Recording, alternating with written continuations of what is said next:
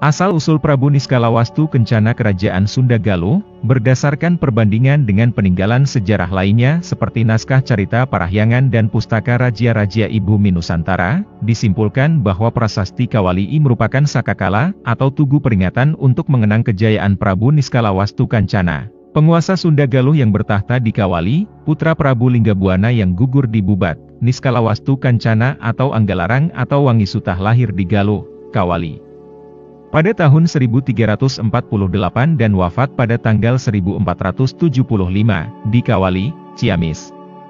Niskalawastu Kencana adalah raja dari Kerajaan Sunda Galuh Bersatu dan memerintah antara tahun 1371 hingga 1475.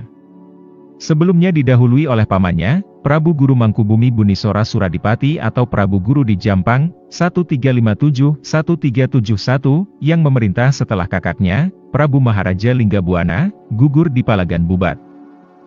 Biografi dan silsilah, ayahnya bernama Prabu Maharaja Linggabuana, yang gugur di Bubat saat ia berusia 9 tahun, putra Prabu Ragamulya Luhur Prabawa putra Prabu Ajiguna Linggawisesa.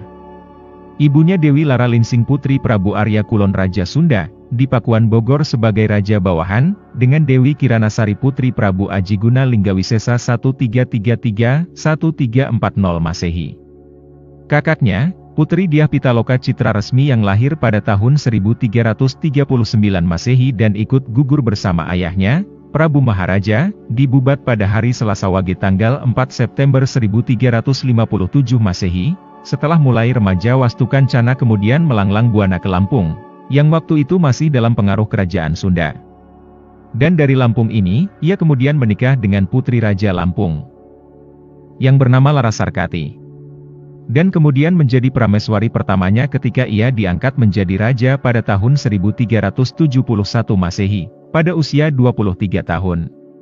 Dari perkawinannya ini ia kemudian mempunyai anak yang bernama Sang Haliwungan, yang di kemudian hari menjadi Raja Sunda di Pakuan, dengan bergelar Prabu Susup Tunggal. Sedang dari pernikahan dengan Dewi Mayangsari, putri pamannya, Prabu Rahyang Bunisora, Niskalawastu Kencana mempunyai 4 orang putra.